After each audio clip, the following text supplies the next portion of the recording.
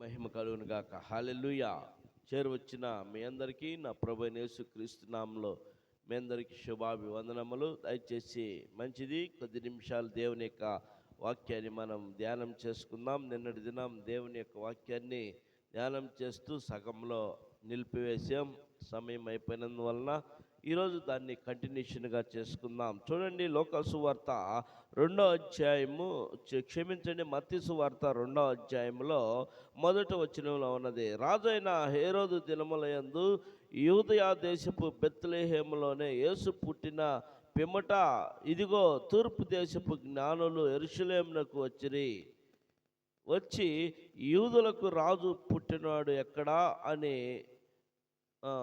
ఎక్కడ ఉన్నాడు, తూర్పు దిక్కు మేము ఆయన నక్షత్రమును చూసి ఆయనను పూజించవచ్చితమని చెప్పిరి. హేరోదు రాజు ఈ సంగతి వినినప్పుడు అతనితో కూడా యెరూషలేము వారందరూ కూడా కలవరపడిపోయారు. హల్లెలూయా. చూడండి, యేసుక్రీస్తు ప్రభు వారి యొక్క పుట్టిక, క్రీస్తు జనన విధానంలో కూడా ఇది కూడా ఒక పాయింట్. చూడండి, తూర్పు దేశపు జ్ఞానులంట ఇదిగో బెత్లెహేమునందుకు వచ్చి, యెరూషలేములో బెత్లెహేమునందుకు వచ్చి, చూడండి, హేరోదు అనేటువంటి రాజును అడిగారంట. ఏమని అడిగారంటే, యూదులకు రాజు పుట్టాడంట ఎక్కడ, ఈ ప్రాంతంలో మేము చూడండి ఆ నక్షత్రాన్ని చూసి ఆయన్ని పూజింప వచ్చితమని చెప్పారంట. చూడండి, ఆ నక్షత్రాన్ని చూసి ఆయన్ని పూజించటానికి వచ్చాడంట. చూడండి, నక్షత్రము చూసి. హల్లెలూయా. నక్షత్రాన్ని చూసి యేసుక్రీస్తు పుట్టాడని, యూదులకు రాజు పుట్టాడని ఆ నక్షత్రాన్ని చూసి ఆయన్ని పూజించి గణపరిచి మహింపరచడానికి తూర్పు దేశపు జ్ఞానుల్ని తీసుకొచ్చాడంట పిల్లారా. హల్లెలూయా.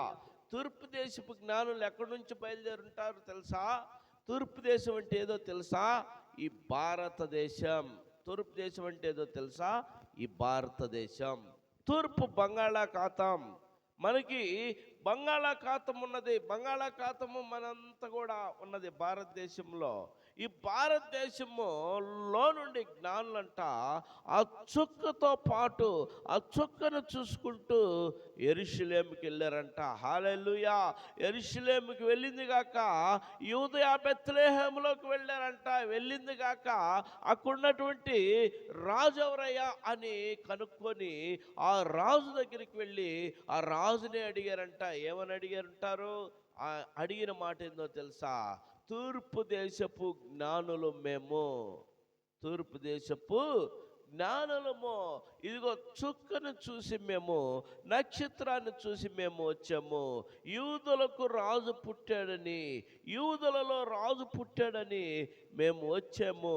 ఆయన ఎక్కడా అని వాళ్ళని ప్రశ్నించినప్పుడు ఆ రాజు అంట, ఆ రాజుతో ఉన్న వారందరంట కలవర చెందారంట, కలవర పడిపోయారంట. పిల్లారా, ఏంట్రా రాజు నేనైతే ఇంకొక రాజు పుట్టాడంట, ఎక్కడ్రా అని కలవర చెందాడంట. పిల్లారా, చూడండి, కలవర చెంది ఆ కలవరంలో రకరకాల పాపాల రాజు చేశాడు. పిల్లారా, ఏం చేశాడంటే కలవరం చెంది వెంటనే ఆ భటులను పిలిపించి యూదులకు రాజు పుట్టాడంట, ఎక్కడో చూడండిరా, వాడిని చంపేయండిరా అన్నట్టుగా ఆజ్ఞాపించాడు. పిల్లారా, ఎవరు?